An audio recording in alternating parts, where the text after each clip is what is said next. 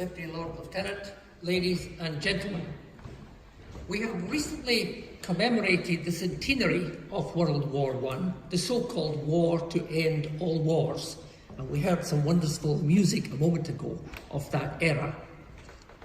The Scottish Government's panel who led the commemorations had as their challenge, what do we learn from all this? Despite many lessons that were identified during the dark days of 1914-1918, a mere 21 years later, we were again at war with Germany. The terms of the Versailles Peace Treaty that was put in place at the end of World War I were thought by many, not just in Germany, to be unduly harsh and punitive. The treaty attributed sole blame to Germany for starting the war. It imposed crippling reparations which could never realistically be repaid. All these measures created and combined enormous resentment in Germany. Germans of all political persuasions felt humiliated and unjustly treated by the victorious. The climate in Germany was ripe for the growth of Nazism, and Adolf Hitler was in a strong position to deliver it. And so, in 1939, we were again at war with Germany. And very much like the beginning of World War I, we were ill-prepared. After the phony war that lasted some months, the British Expeditionary Force in Europe were pushed back to the English Channel. There was no alternative but to withdraw across the Channel. Although the miracle of Dunkirk in 1940 has long been celebrated in Britain, it represented an ignominious defeat. It was a well-known fact that if we were ever going to win this war, we would have to go back. The war dragged on for 4 painful and bloody years until the tide began to turn, leading us to seriously contemplate our return. Planning for what was going to be known as Operation Overlord had begun many years before. The run-up was a master plan of deception, aiming at convincing Hitler to expect a crossing into Europe, anywhere but Normandy. Operation Fortitude was the deception plan with northern and southern options. Fortitude North was devised to convince Hitler that Norway was the route back into Europe.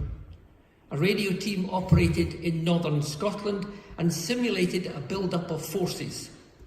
Wooden aircraft were built on northern airfields.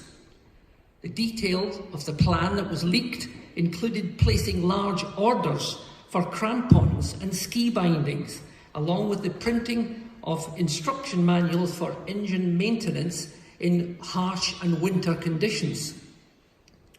Double agent Muff reported a build-up of a completely fictitious Fourth Army in and around Edinburgh, hopefully far enough away not to be confirmed or otherwise by German reconnaissance aircraft. The King even visited Scapa Flow to speed his troops, and this was fed back to Germany by double agent Jeff. It all persuaded Hitler to maintain 13 army divisions and 150,000 Luftwaffe and naval personnel in Norway. Fortitude South was just as confounding. In addition to phony radio transmissions, dummy landing craft were floated in ports around Dover, whilst inflatable and papier-mâché tanks were placed in adjoining fields. Film industry men and women built a bogus fuel depot at Dover. Double agent Garbo fed back spurious intelligence of a heavy American troop build-up around the port. All this suggested the invasion target would be the Pas-de-Calais. It had to work because there was no plan B. At 11 p.m. tonight, 75 years ago, the deception plan swung into action.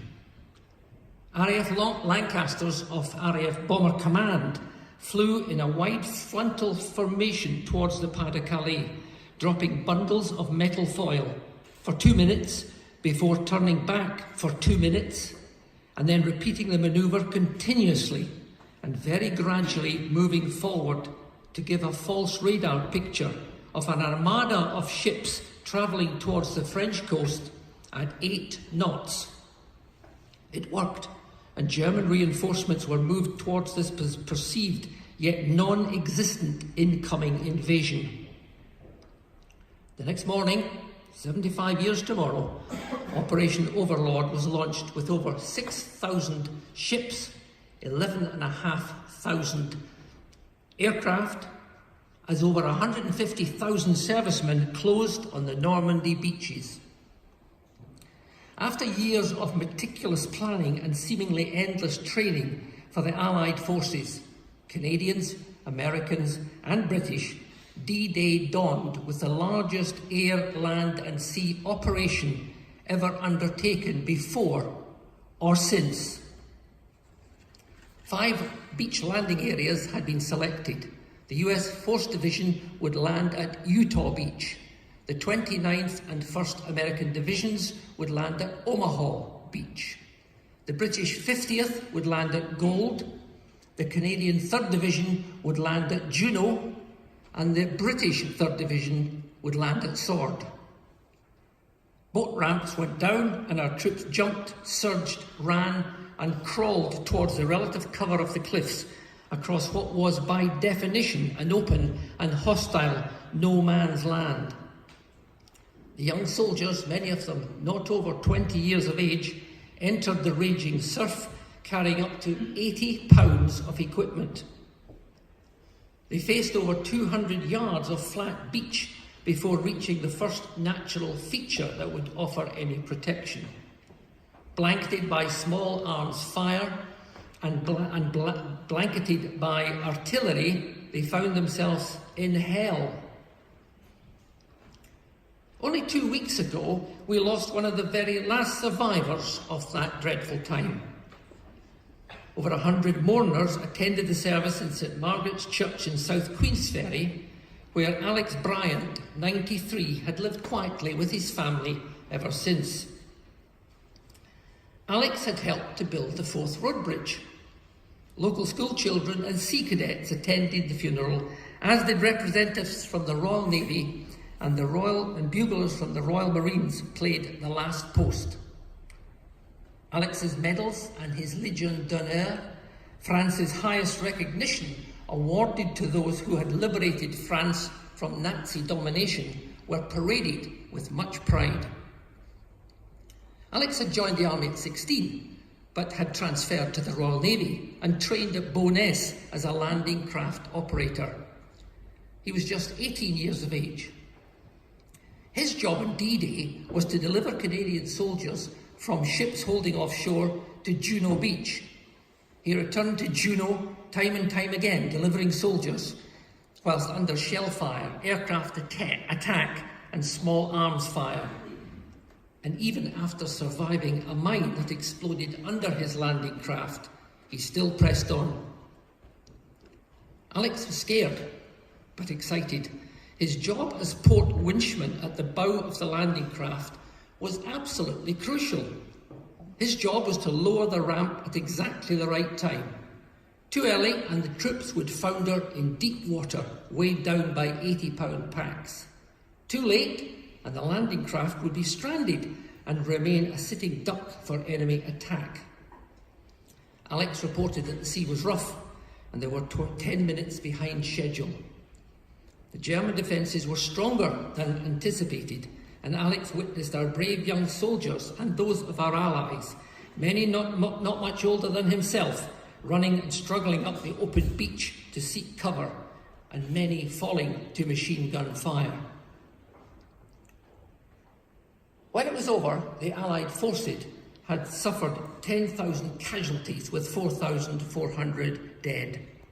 Somehow, due to meticulous planning, deception and preparation, but due mainly to the training, valour, fidelity and sacrifice of our boys and those of our allies, Fortress Europe was breached.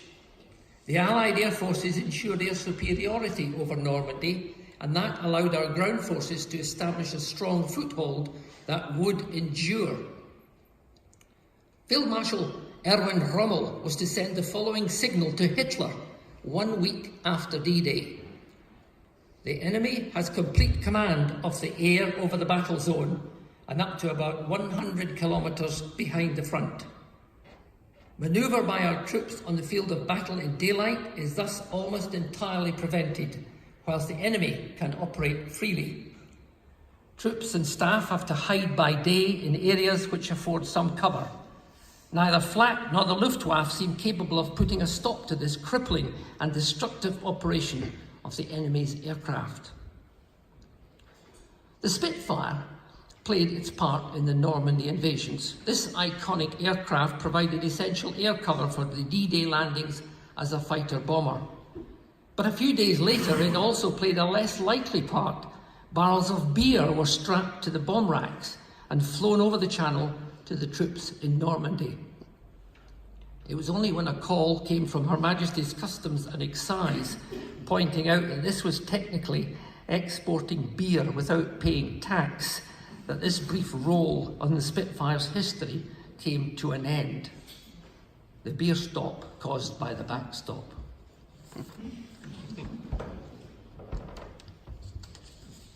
There's no doubt Operation Overlord was the turning point in World War II, opening the way for the liberation of Western Europe. Within a year, the Nazis had been defeated and the war in Europe was over. Had this operation led by General Dwight Eisenhower not worked, we would not have won the war. D-Day was successful for a number of reasons. Careful planning, innovative and compelling deception, absolute secrecy, but above all, by the incredible selfless sacrifice and bravery of men, just like Alex Bryant of South Queensferry.